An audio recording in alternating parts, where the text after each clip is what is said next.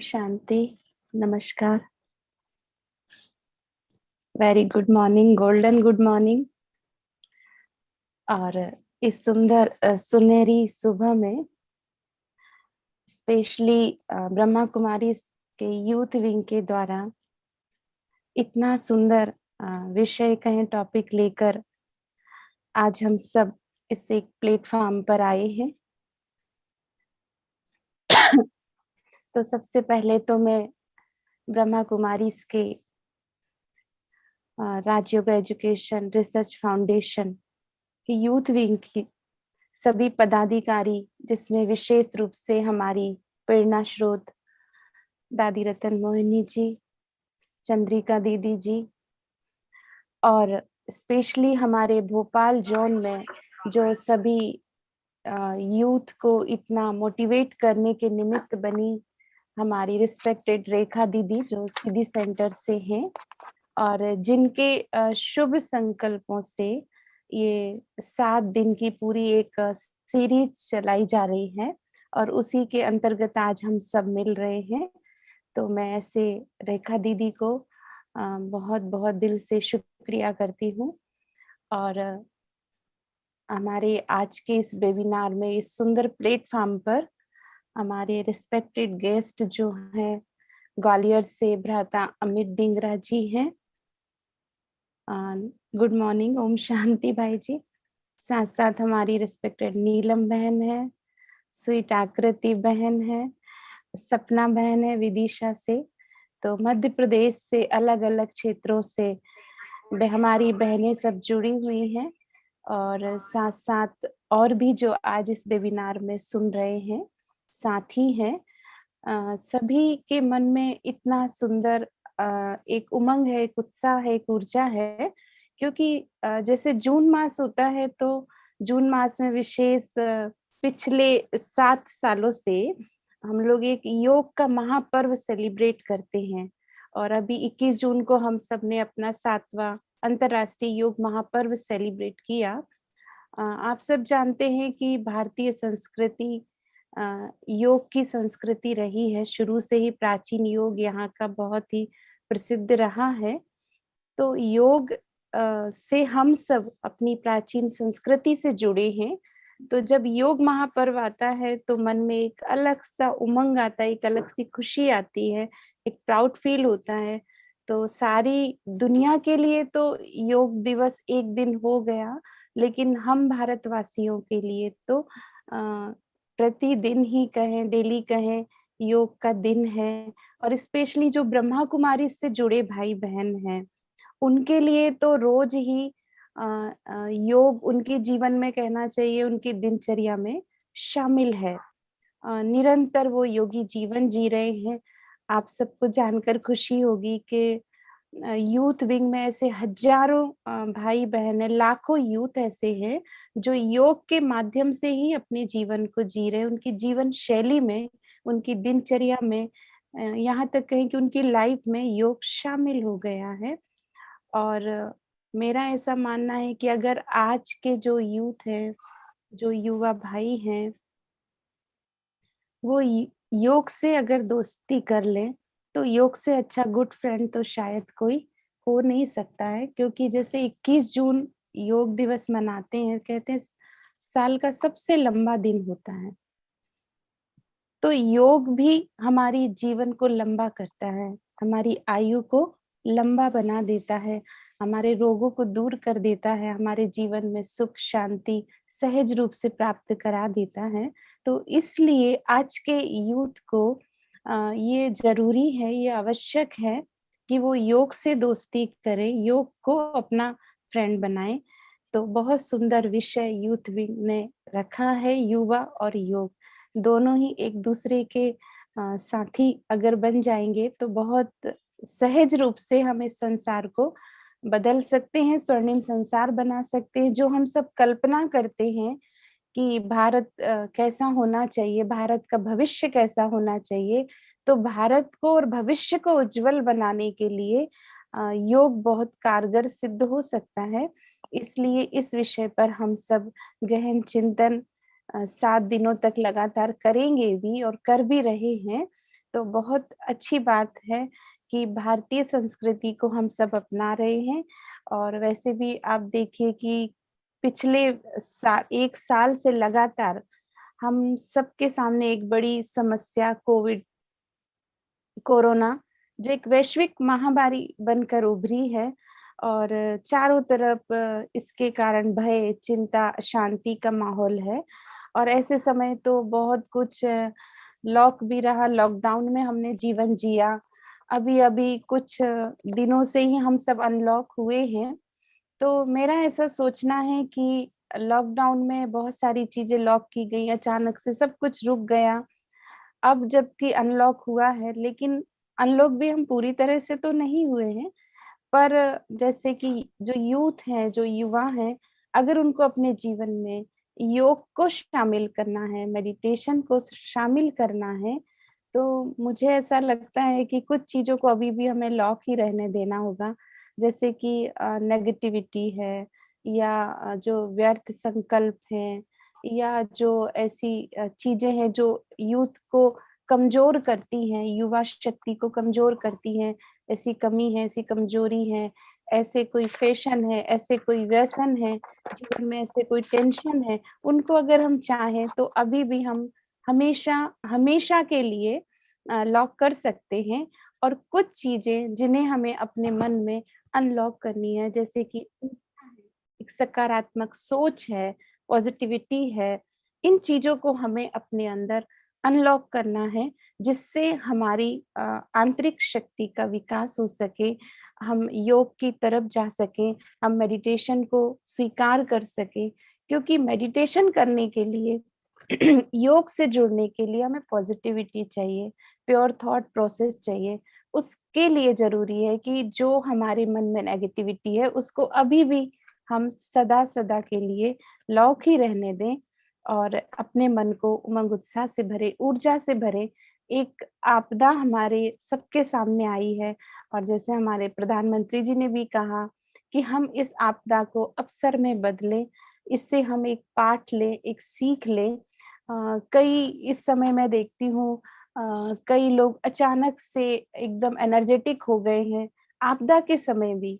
आज के यूथ के लिए एक बहुत अच्छा वर्तमान में एक नाम आया है जो एक यूथ आइकॉन बन गए हैं। जैसे मैं कहूँ कि अ, सोनू सूद जिनका नाम इस समय बड़ा चल रहा है सोशल मीडिया पे, हर जगह सोशल प्लेटफ़ॉर्म पे। एक ऐसे हीरो जो कई वर्ष पहले एक्टिंग में आए और फ़िल्म इंडस्ट्रीज़ में आए और जिन्होंने ऐसे बहुत बड़े-बड़े रोल नहीं किए, बहुत बड़े प्रोजेक्ट की कोई करोड़ों की बजट की फ़िल्म नहीं की, छोटे-छोटे रोल करके अपना काम कर रहे थे। लेकिन जैसे एक बात कहते हैं ना कि पहचान या नाम उसका होता है, जैसे पहचान से नाम हो नहीं, काम से पहचान हो, काम से नाम हो, वो बड़ी चीज़ होती है।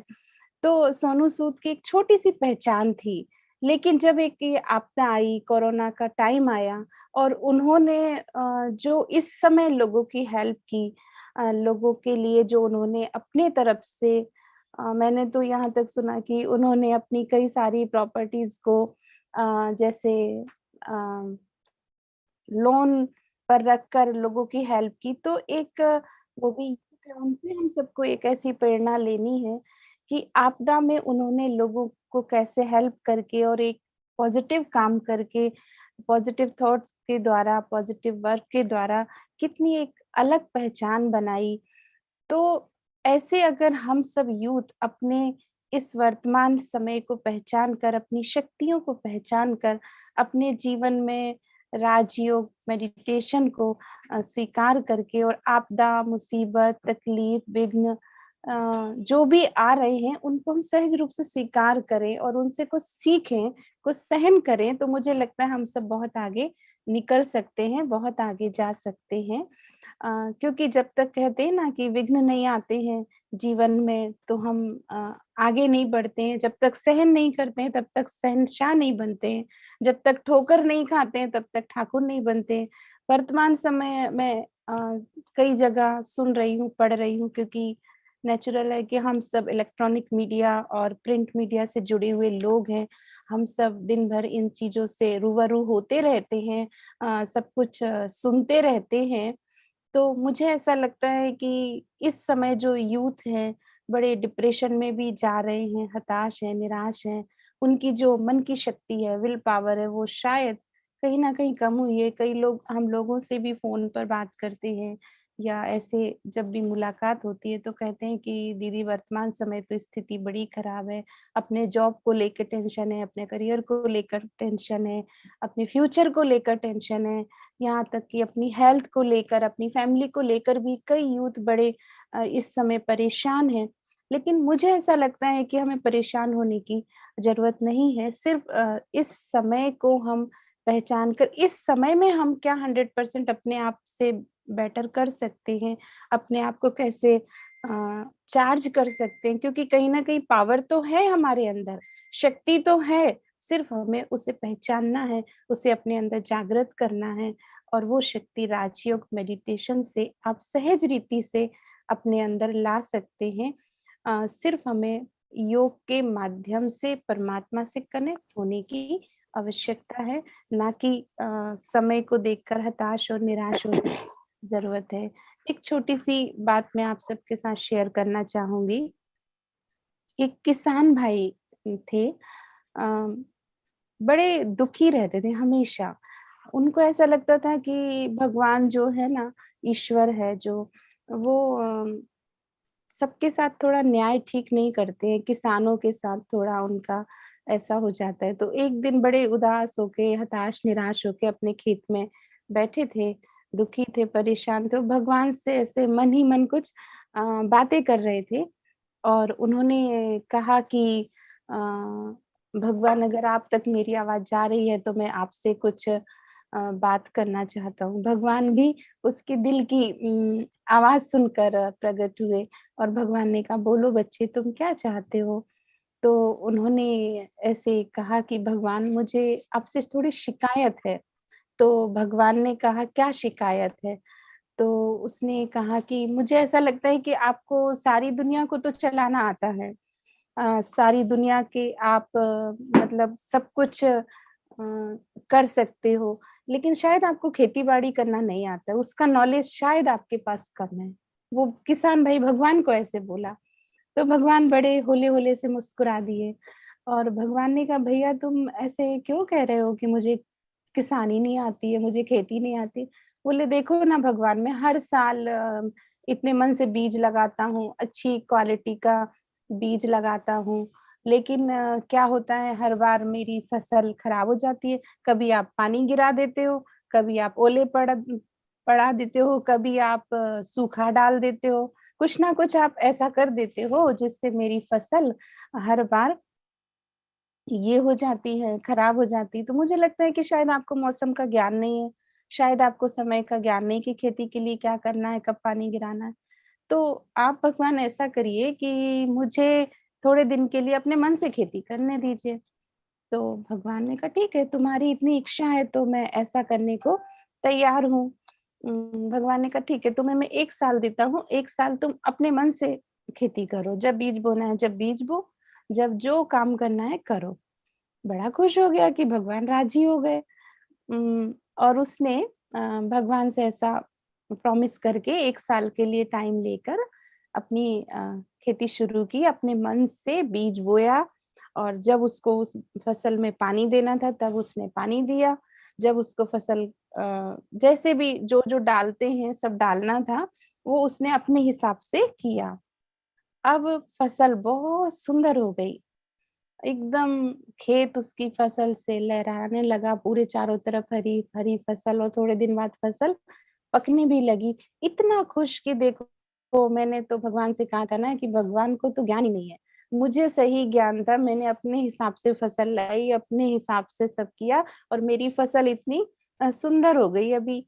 और जब वो फसल पक गई, वो काटने के लिए जब वहाँ गया तो देखा जो फसल सुंदर तो दिख रही थी, लेकिन उसमें बीज बराबर नहीं पड़े थे।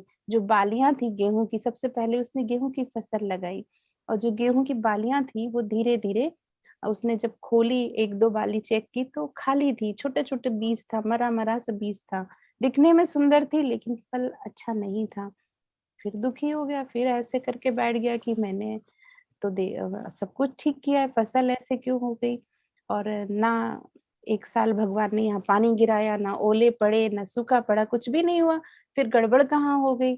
फिर भगवान से बातें करने लगा, तो भगवान ने कहा वो भगवान फिर प्रकट हुए, भगवान ने कहा कि अब क्या हुआ? आप क्यों दुखी हो? कहता भगवान जी, आपने तो अपनी तरफ से पूरी मेरी हेल्प की, लेकिन देखो ना मेरी फसल में तो दाने ही नहीं पड़े बराबर। तो भगवान ने कहा देखो बच्चे, तुमने सब कुछ अपने हिसाब से किया, तुम जैसा चाहते थे वैसा हुआ, तुमने जो करना चाहा वैसा किया, लेकिन अपनी फसल को आपने अ, ऐसे सहन करने की हिम्मत नहीं दी। ना उसने ओले सहन किए, ना उसने धूप सहन की, ना उसने बरसात सहन की, कुछ भी सहन नहीं किया। तो कैसे ये पकेगी और कैसे मजबूत होगी, कैसे इसके फल आएँगे? तब उसको समझ में आया कि जीवन में ये सब भी बहुत ज़रूरी होता है। अ, ऐसे हमारी लाइफ में बहुत सारी यूथ के सामने प्रॉब्लम्स आती हैं और हम सोचते हैं कि यही सब कुछ एंड हो गया है, यही हमारा लास्ट पॉइंट था। नहीं, जब कहते हैं एक दरवाज़ा बंद होता है तो हज़ार दरवाजे हमारा इंतज़ार कर रहे होते हैं। हमें उस एंड पॉइंट को नहीं देखना है बल्कि ये समझना है यहाँ से मेरी एक नई शुरुआत हो रही है। अगर हमें लग रहा है कि हम कुछ इस समय बेहतर नहीं कर पा रहे हैं, लेकिन आने वाला भविष्य हमारा बहुत बेहतर है, बहुत उज्जवल है, इस बात को हमें भली-भाँति समझना होगा और उस किसान भाई की तरह हम ना बैठे रहें कि सब कुछ हमारे मन माफ़ी को तब सब कुछ अच्छा होगा, नहीं। जीवन में जो भी हो रहा है, उसको हमें स्वीकारना है और वो भी मुस्कुराते हुए स्वीकारना है। आज के जो यूथ भाई-बहन होते हैं, चेहरे से खुशी गायब होती है, ऊर्जा नहीं दिखाई देती है, हिम्मत हमारी धीरे-धीरे कम होती जा रही है और हम सोचते हैं शायद अब हम आगे कुछ नहीं कर पाएँगे, कैसे होगा, क्या होगा? कोरोना में तो बहुत सारी ऐसी प्रॉब्लम्स आ गई, यूथ जो हैं, युवा जो हैं, उनको लगता है हमारा भविष्य क्या बचा है? कैसे हम करें, क्या करें? लेकिन हिम्मत का एक कदम हम बढ़ाते हैं, परमात्मा से कनेक्ट होते हैं, तो परमात्मा हमें ऑटोमैटिकली वो शक्ति, वो एक हिम्मत हमारे अंदर भरते हैं, जिससे हम अपने जीवन में सफल होते हैं। तो मेरा सभी भाई-बहनों से यही कहना है कि आप अपनी हिम्मत को पहचानिए। जैसे एक छोटा-सा एग्ज़ाम्पल मैं देती हूँ कि एक भाई थे, उन्होंने एक हाथी के बच्चे को पाला। छोटा-सा हाथी का बच्चा था, उन्होंने उसको अपने घर में पाल लिया और वो भाई ड्यूटी जाते थे। तो उन्होंने जब वो ड्यूटी जाते थे तो उस हाथी के बच्चे को रस्सी से बाँध के फिर ड्यूटी निकल जाते थे। धीरे-धीरे वो हाथी का बच्चा ऐसे सोचता था मैं इस रस्सी को छोड़ूँ और थोड़ा घर में या आँगन में घूमूँ। लेकिन वो बड़ा बेचारा हाथ-पाँव चलाता और वो उस रस्सी को खोल नहीं पाता था, बड़ी मेहनत करता था। कई बार उसने ट्राई किया लेकिन वो मजबूती से बाँध के जाते थे। अब वो धीरे-धीरे बच्चा हाथी का बड़ा होने लगा। फिर भी वो कोशिश करता था खोलने की पर नहीं खुला। कुछ सालों बाद वो हाथी का बच्चा जब बड़ा हो गया, हाथी हो गया, उसने अपने मन में ऐसे सोच लिया, हिम्मत कम कर ली, उमंग-गुस्सा कम और ऐसे सोचता था कि अब मैं कभी इस रस्सी को खोल ही नहीं पाऊँगा क्योंकि घर में था, बंद था, वो बड़े में भी था, बाँधा जाता था उसको लेकिन फिर वो खोलने की कोशिश नहीं करता था। वैसे ही का वैसे ही रहता था और उसको लगता था ये रस्सी मुझसे ज़्यादा मजबूत है, इसको मैं कभी तोड़ नहीं सकता हूँ, इसको छोड़ के मैं बाहर जा नहीं सकता हूँ और बेचारा ऐसे हिम्मत हार के बैठ जाता था कि ठीक है, अब जहाँ जैसे बाँधो मैं वैसे ही रहूँगा। उसने अपने मन को ऐसा पक्का कर लिया था। लेकिन शायद वो बड़े होकर कोशिश करता और अपने मन को ये शक्ति देता, ऊर्जा देता तो शायद वो उस र क्योंकि अब तो उसकी पावर बढ़ चुकी थी ना, तो वो कर सकता था। तो मेरा ऐसा सोचना है कि हम लोग भी अपनी हिम्मत को, अपनी शक्ति को, अपनी ऊर्जा को पहचानें। हमारे अंदर ईश्वर ने बहुत असीम ऊर्जा भरी है, बहुत हम सबके अंदर हिम्मत है, बस हमें पहचानने की आवश्यकता है। और ब्रह्मा कुमारी इस परिवार में तो एक बहुत अच्छी बात है कि ऐसे लाखों एग्ज़ाम्पल यूथ भाई-बहन तैयार हैं, जो अपनी ऊर्जा से, अपनी एक सुंदर जीवन से एक सुंदर अपनी लाइफ से लोगों को प्रेरणा दे रहे हैं। ऐसे हजारों हमारे सामने भाई बहन भगवान ने तैयार किए हुए हैं, और सभी का एक ही उद्देश्य है कि योग के माध्यम से युवाओं में नई चेतना लेकर आए। योग के माध्यम से इस भारत को और भारत के भविष्य को, युवाओं के भविष्य को हम उज्जवल बनाएं। तो उसके लिए हमें राजयोग मेडिटेशन की बहुत आवश्यकता है। और जैसे आज का सुंदर विषय भी है कि युवा और योग। योग तो जैसे वर्तमान में सभी लोग कर भी रहे हैं, करते भी हैं, और बहुत ज़्यादा आज वर्तमान में योग की तरफ लोगों का रुझान बढ़ा है। मेडिटेशन की ओर भी बढ़ा है, फिजिकल एक्सरसाइज की ओर भी बढ़ा है। लेकिन मैं सोचती हूँ कि योग सिर्फ फिजिकल एक्सरसाइज तक ही सीमित नहीं है। योगासन या प्राणायाम या क्रियाएं सिर्फ इतना ही योग नहीं है। इसके साथ-साथ जैसे एक व्यक्ति को जीवन जीने के लिए, आत्मा को अपने इस 5 तत्वों के शरीर को चलाने के लिए, मुझे लगता है 4 तरह से स्वस्थ होना बहुत ज़रूरी है। उसमें जैसे कि सबसे पहले हम देखें तो हमारा जो फिज़िकल हेल्थ है या शारीरिक स्वास्थ्य है, वो बहुत ज़रूरी है। दूसरा मैं सोचती हूँ कि मेंटल हेल्थ जो है, मानसिक स्वास्थ्य हम सबका बहुत ज़रूरी है। तीसरा मैं सोचती हूँ कि सामाजिक स्वास्थ्य, जो जिसे हम कहते हैं सोशल हेल्थ, वो भी बहुत ज़रूरी है। और इन तीनों को मेंटेन करने के लिए मुझे लगता है स्पिरिचुअल हेल्थ, या जिसको आजकल हम लोग एक नया शब्द देते हैं इमोशनल हेल्थ, बहुत ज़रूरी है। क्योंकि वर्तमान में ऐसा हम लोग देख रहे हैं, प्रैक्टिकली देख रहे हैं कि कई लोग फिज़िकली फिट हैं, और फिट होना ज़रूरी भी है, क्योंकि कहते हैं जो फिट है वही हिट है। जो फिट है वही हिट है। हम फिट तो इंडिया फिट। आज इंडिया का एक-एक व्यक्ति अगर फिट होगा, तो वो इंडिया को हिट कर सकता है, भारत को विश्व गुरु बना सकता है, जो हम सबकी कल्पना है, जो हमारा सपना है। हम सब सोचते हैं कि हमारा भारत फिर से विश्व गुरु बन जाए, तो विश्व गुरु बनाने के लिए, भारत को हिट करने के लिए हम सबको फिट होना बहुत ज़रूरी है, और फिट होने के लिए चारों हेल्थ की हमें बहुत ज़रूरत होगी। ज़रूरत है भी। Physical health, mental health, social health and social है। Spiritual health. पर वर्तमान में क्या विडंबना है, थोड़ा दुःख है सोच के, मन में थोड़ी पीड़ा होती है कि लोग फिज़िकल हेल्थ मेंटेन करने के लिए तो बहुत कुछ कर रहे हैं।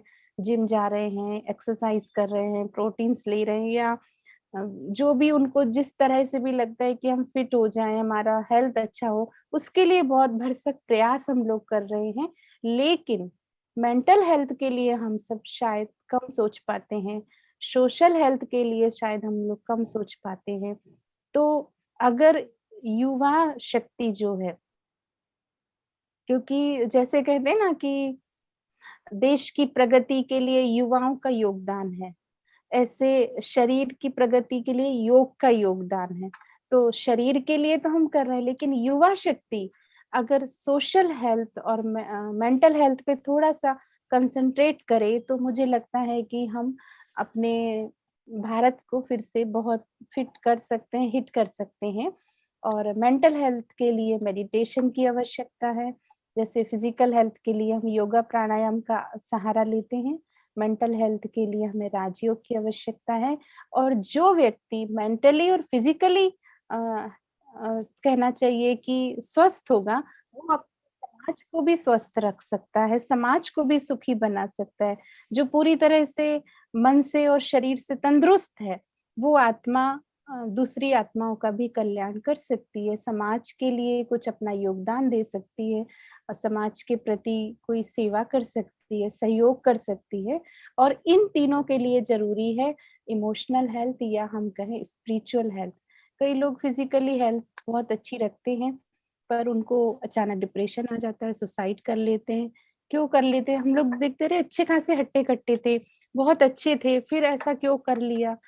कई बार हम लोग सुन रहे हैं, पढ़ रहे हैं, फिज़िकली फिट है, लेकिन शायद मेंटली वीक हैं, शायद सोशली उनको वो सपोर्ट नहीं मिल पा रहा है, इमोशनली कमज़ोर हैं, या फिर कहना चाहिए स्पिरिचुअली कमज़ोर हैं। तो इन सबको मेंटेन करने के लिए मैं आप लोगों से यही कहूँगी, जो भी युवा भाई-बहन हमारे साथ जुड़े हैं और नहीं जुड़े तो उन्हें जुड़ना चाहिए, क्योंकि स्पिरिचुअल पावर से ही अ, हम सब अपने जीवन को सुखी और स्वस्थ बना सकते हैं। राजयोग एक ऐसी विधा है, एक ऐसी कला है, जो हम सबके जीवन में ढेर सारी योग्यता लाती है। योग से ही जीवन में योग्यता आती है। अगर व्यक्ति योगी बनता है तो वो योग्य बन जाता है। स्वयं के योग्य, दूसरों के योग्य, अपने देश के लिए योग्य और परमात्मा के भी योग्य बन जाता है। वो परमात्मा के भी कार्य आ जाता है। तो अगर हम राजयोग को अपनाते हैं, और योग कोई कठिन विधा नहीं है, सिर्फ अपनी लाइफ में 15 मिनट, 20 मिनट हम थोड़ी देर के लिए समय निकाल कर परमात्मा से जुड़ें, अपनी शक्तियों को जागृत करें। और अगर आपसे ज़्यादा कुछ भी नहीं होता है, तो सिर्फ आप परमात्मा के सामने बैठने का प्रयास करिए उनके साथ। जैसे एक बच्चा अपने पिता की गोद में बैठ जाता है, तो कितना सुकून अनुभव होता है। ऐसे ही राजयोग वो कला है कि हमें अपने पिता से जोड़ती है, परमात्मा से जोड़ती है, और उनसे जो शक्तियाँ हैं, वो हमें एक प्रॉपर्टी के रूप में मिल जाती हैं, उससे हमें कोई मेहनत नहीं करनी होती है। तो मुझे लगता है मेरा टाइम भी शायद अब पूरा हो रहा होगा, है ना आकृति बहन? तो इसलिए हमें राजयोग की ओर चलना होगा, मेडिटेशन की ओर चलना होगा, क्योंकि बातें तो बहुत सारी हैं, लेकिन अगर उनमें से हम कुछ सार उठा लेते हैं और अपने जीवन को पॉजिटिव बना लेते हैं, अपने जीवन को प्योर बना लेते हैं, और समाज संसार के कल्याण में अपना अगर थोड़ा बहुत भी हम सबसे योगदान हो सकता है, तो ये बहुत बड़ी बात है, जो हम सब यूथ भाई-बहन मिलकर करेंगे। और मेरा ऐसा विश्वास है, क्योंकि विश्वास और उम्मीद हमेशा हम सबको अपने मन में कायम रखनी चाहिए। मेरा ऐसा विश्वास है कि इस 7 दिवसीय सीरीज़ के अंदर हमारे बहुत सारे भाई-बहन जो यूथ हैं, जो युवा हैं, वो प्रेरित होंगे, और एक सुंदर कारवां तैयार होगा, एक सुंदर ग्रुप तैयार होगा, जो हमारे अ, देश और दुनिया को बदलने में अ, कारगर सिद्ध होगा। और तो इस इन्हीं शुभ भावनाओं के साथ कि यूथ विंग ने जो युवा और योग का सुंदर विषय रखा है, वो आपका ये जो भी ध्येय है, जो भी उद्देश्य है, वो पूरा हो, और अनेक आत्माओं को इस वेबिनार के माध्यम से प्रेरणा मिले, और अनेक आत्माएँ इस यूथ विंग में शामिल हों, और विश्व की सेवा के लिए एक सुंदर रूहानी सेना तैयार हो, ऐसी मैं मंगल कामना करती हूँ। और हमेशा लास्ट में मैं सिर्फ़ आप सभी यूथ भाई-बहनों को यही संदेश देना चाहूँगी कि कभी भी आप अपने मन से अ, अपने मन में कभी भी नेगेटिविटी को स्थान ना दें। हमेशा हमेशा पॉजिटिव रहें, क्योंकि आपके अंदर जो पावर है, आपके अंदर जो हिम्मत है, वो शायद किसी में नहीं है। सारा देश, यहाँ तक कि ईश्वर की नज़र भी यूथ के ऊपर ज़्यादा होती है। युवा भगवान की नज़र भी यूथ पर होती है, उनकी भी उम्मीद हम सब पे टिकी होती है।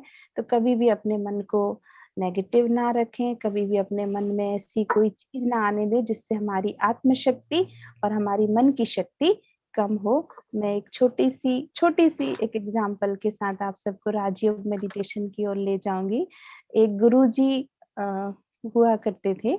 हमारी भारतीय संस्कृति में तो गुरु बहुत हैं। चारों तरफ गुरु, गुरु ही हैं। गुरु महात्मा तपस्वी हुआ करते हैं।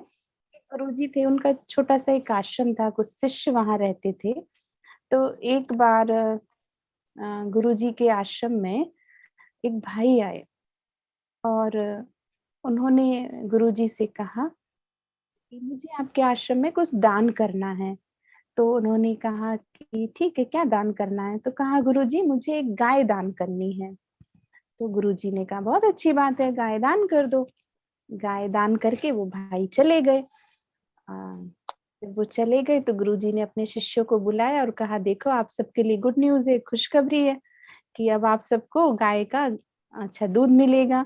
सारे शिष्य दूध पिएँगे, मक्खन, घी, दूध सब खाएँगे। बड़े अच्छे से सारे शिष्य खुश हो गए। बहुत अच्छा हुआ। ये चलता रहा कार्यक्रम गाय का दूध घी पीने खाने का। थोड़े दिन बाद जिन भाई ने गाय दान की थी वो वापस आ गए, बोले गुरुजी मुझे अपनी गाय वापस चाहिए। गुरुजी ने कहा अच्छा वापस चाहिए, ले जाओ। चलो ठीक है ले जाओ। वो भाई वापस ले गए। कई लोग होते हैं ऐसे दिया दान वापस ले लेते हैं। तो ले गए, फिर गुरुजी ने अपने शिष्यों को बुलाया, बोले आप लोगों के लिए बहुत अच्छी गुड न्यूज है, बहुत अच्छी खुशखबरी है। शिष्यों ने कहा क्या खुशखबरी है? कहा देखो रोज रोज तुम लोग को गोबर उठाना पड़ता था, साफ सफाई करनी पड़ती थी ना, अभी उससे मुक्त हो गए हो। हम्म, कैसे कहा? पहले कहा कि बढ़िया पॉजिटिव, दोनों बार पॉजिटिव गुरुजी। पहले कहा बढ़िया गाय दान मिल गई, दूध पिएंगे, घी खाएंगे, मक्खन खाएंगे। ले गए तो गुरुजी ने अपने शिष्यों को कैसे, उनका पॉजिटिव माइंड कैसे सेट किया। सारे शिष्य दुखी हो जाते ना, गाय चली गई, गाय चली गई, दूध खत्म। उन्होंने तुरंत पॉजिटिव वे में लिया। बहुत अच्छा हुआ, सारे शिष्यों को गोबर उठाने से मुक्ति मिल गई। तो इस तरह से हम लोग हर बार मतलब कोई भी चीज जीवन में आती है, आपदा आती है, विपदा आती है, परेशानी आती है, समस्या आती है, लग रहा है पहाड़ है, उसको भी पहाड़ नहीं समझ। हर बार उसमें कुछ ना कुछ हमें रास्ता मिलेगा। सिर्फ हमें अपने मन को पॉजिटिव रखना है, सकारात्मक रखना है। और अगर हम सब सकारात्मक रहेंगे, पॉजिटिव रहेंगे, तो इस संसार को हम सब बदलने में कामयाब हो सकते हैं। और जो हम सबकी कल्पना है कि हमारा भारत सोने की चिड़िया बन जाए, तो उस चिड़िया को बनाने में हम सब अपना योगदान भी पूरी तरह से दे सकते हैं।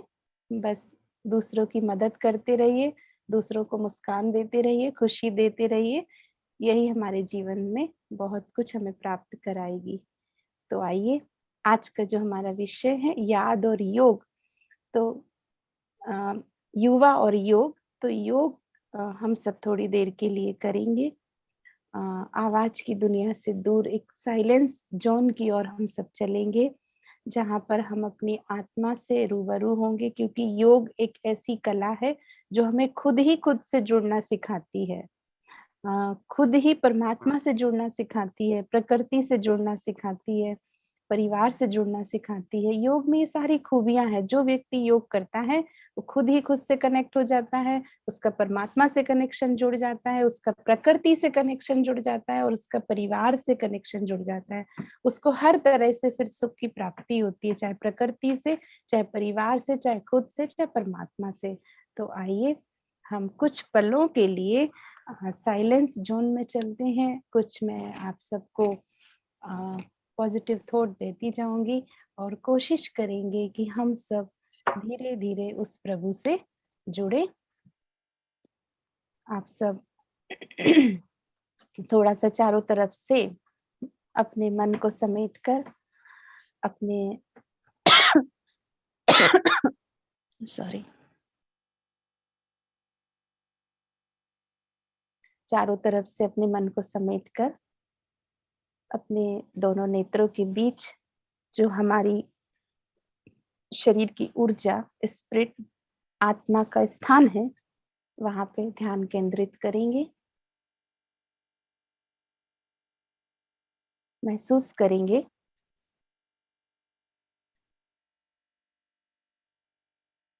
कि मैं एक सुंदर यात्रा पर जाने के लिए तैयार हूँ, जहां मेरा मिलन उस प्यारे प्रभु से होगा। सभी अनुभव करें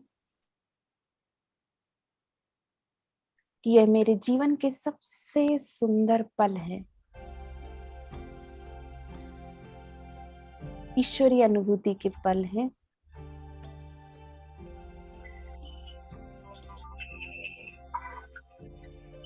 परमात्मा मिलन के पल हैं।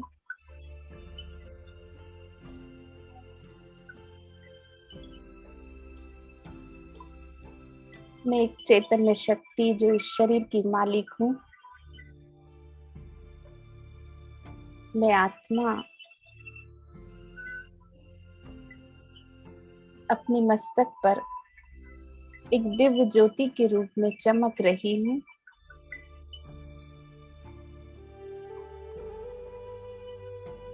महसूस करें दोनों नेत्रों के बीच एक दिव्य सितारा है।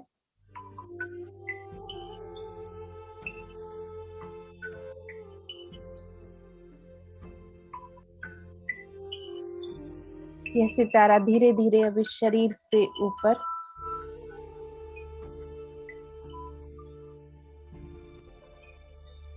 और ऊपर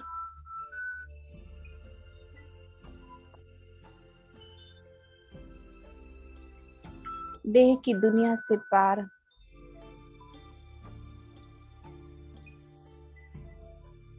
सूर्य चांद तारागण से भी ऊपर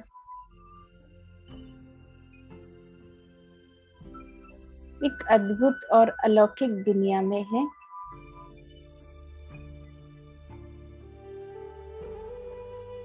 जहां चारों तरफ शांति ही शांति है।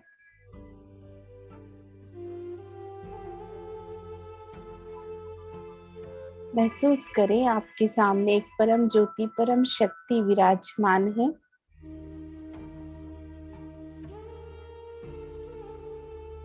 और उस परम शक्ति से परम पवित्र किरणें आपके ऊपर पड़ रही हैं।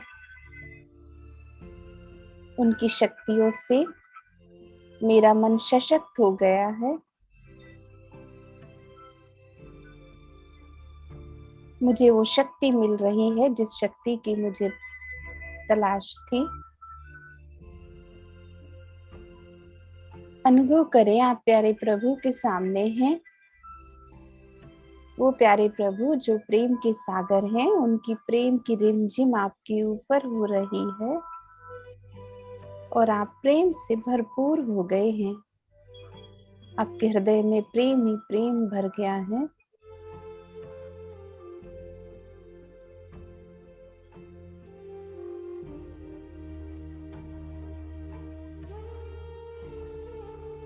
उस ईश्वर से आपको एक ऊर्जा प्राप्त हो रही है। उनकी ऊर्जा से ऊर्जावान बन गए हैं।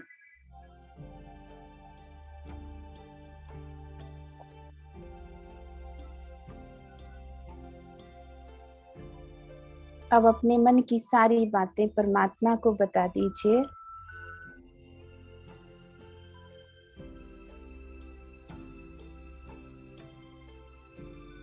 और परमात्मा से आपको जो चाहिए, जिस ज्ञान गुण शक्ति की आपको जरूरत है, उसको लेते हुए अपने मन को सशक्त बनाकर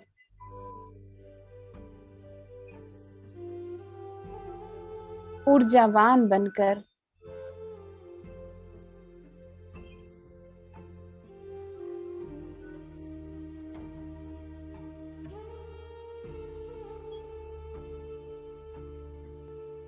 अब धीरे धीरे इस अद्भुत दुनिया से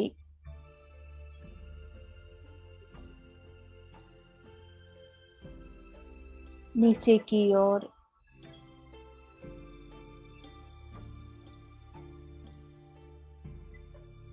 दैहिक दुनिया में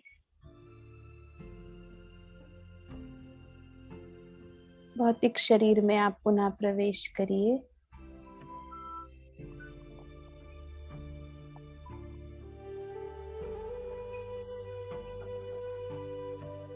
और संकल्प कीजिए कि परमात्मा से जो ऊर्जा आपको मिली है, आप उसे समाज के कल्याण में और विश्व के कल्याण में लगाएंगे। मन में शुभ संकल्प करिए। सबका भला हो, सबका कल्याण हो, सब सुखी रहें,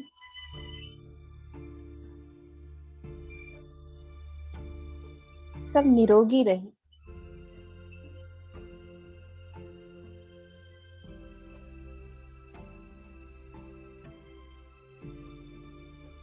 ऐसी मंगल कामना प्रार्थना करते हुए अब स्वयं को एक नई ऊर्जा के साथ